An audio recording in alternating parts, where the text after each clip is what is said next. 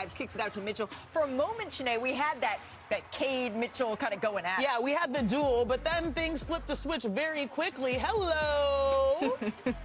Third quarter buzzer beater. Great way to end the third quarter there for Detroit. Ron Holland sighting, by the way. Under 10 minutes left in the fourth. Duncan Robinson, little Euro. Oh, he can put it on the floor? Who says he can't put it on the floor? No one said that. And then he gets in James's face afterwards, who takes a little bit of an exception Detroit there. rubbing off on Duncan. Harden blocked by Duren. Great block there by Duren. Finally, we started to really see a Jalen Duren game here, Wendy. That was the next 2 minutes of basketball was Jalen Duren showcase. Here comes another one. Really, the end of the game. It was the Duren takeover. Slams it home there. Oh, Cunningham you see to that Duren pass with again. the left? Come on. That two-man game today. The Pistons, these are the first Pistons player Cunningham was with 250 points and 50 assists over an 8-game span in the postseason in franchise history. And then Danis with the kiss of death here. A spark plug momentum. I have been informed that we have been mispronouncing it. Danis? Well, Danis it is. And when you have a play like that, gentlemen, I apologize. Here's James Harden on his performance. Look at my turnovers, and a lot of them were just on me and nothing they did. So, and, which led to I don't even know how many transition points they had, but it was way too many.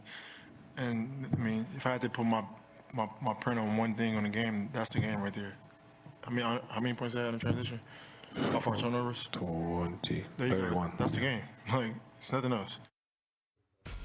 It's good to have a teammate that has your back checking the stat sheet there. Turnover is definitely, though, becoming a little bit of a concern here for Cleveland, right? At least 15 turnovers in their last 6 games. That's their longest streak this season and the longest in franchise postseason history. So you feel this over here, what's happening in Cavs corner? Let's just check in, a temperature check. What are you seeing from Donovan Mitchell? Well, the last 6 games for Harden and Mitchell has been unacceptable. The Cavs have lost 4 of them. And when you look at their stats, those 6 games, and by the way, the 2 that they won, they came back on. They were able to get back. But they're shooting 40%. Donovan's got 12 free throws in that 6 games. That's just not getting it done. Mm-hmm. And between them, they have 51 turnovers. This is the playoffs.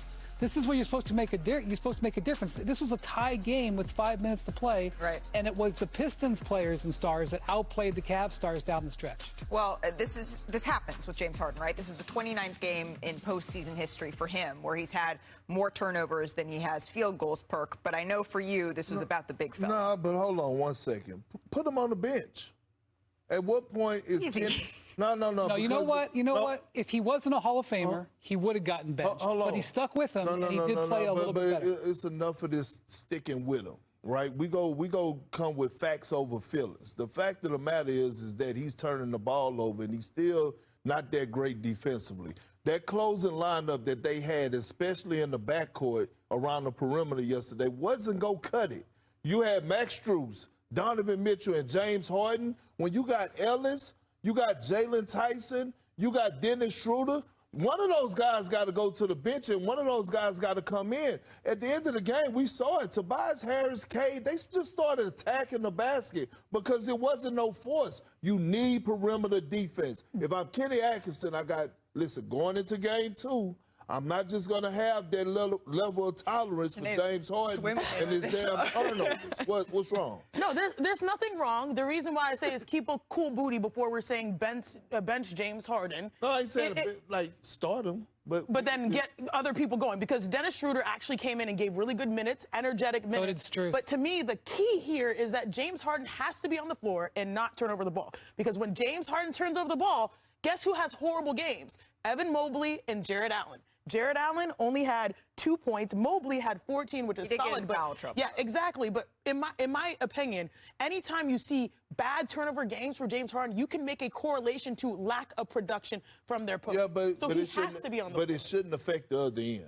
And the way that Jalen Duren was punking both Evan Mobley and Jared Allen is so that's not James's fault. That's it's not more so the post fault. But again, Evan Mobley is still the most important player on this team and in this series. He's going to have to own this matchup. He's going to have to make up for that lack of perimeter defense. Didn't he just win Defensive Player of the Year 2 years ago? Yeah. But show it. He came into the game with 4 minutes to go. He came into the game with 4 minutes to go, right, in the fourth quarter. He checked in, and he shot a three soon as he got in. And you know what Jalen Duren did? The Detroit Pistons got the rebound. He went deep-sealed Evan Mobley and turned around and snatched the screws out the rim. And I'm sitting up here saying, well, damn, bro, at what point are you going to play with some force and some damn pride? Well, I will say this. Most players in Harden's shoes would have gotten benched by their coach.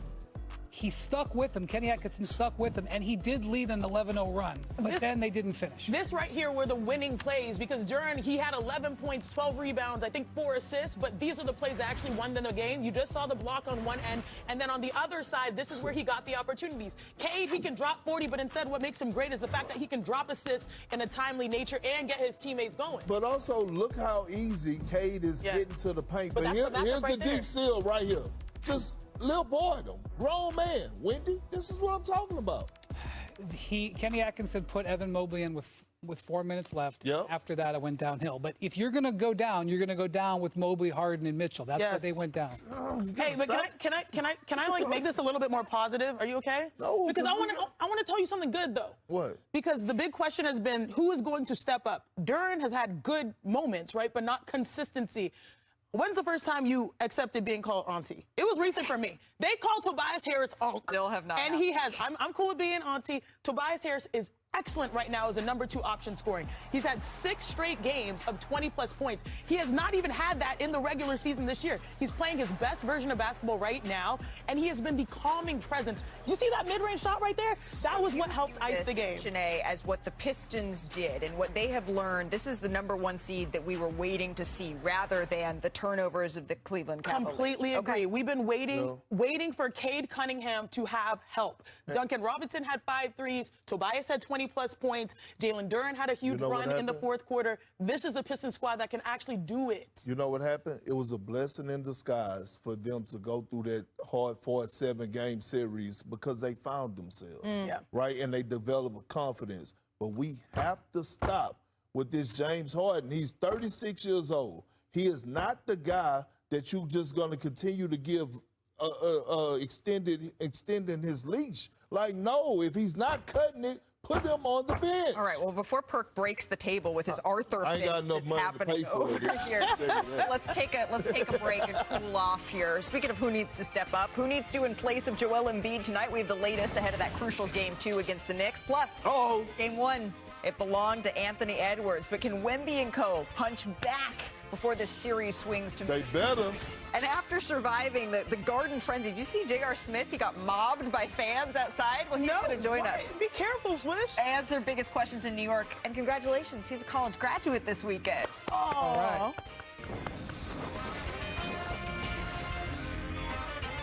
Chipotle Honey Chicken is back. Step into summer with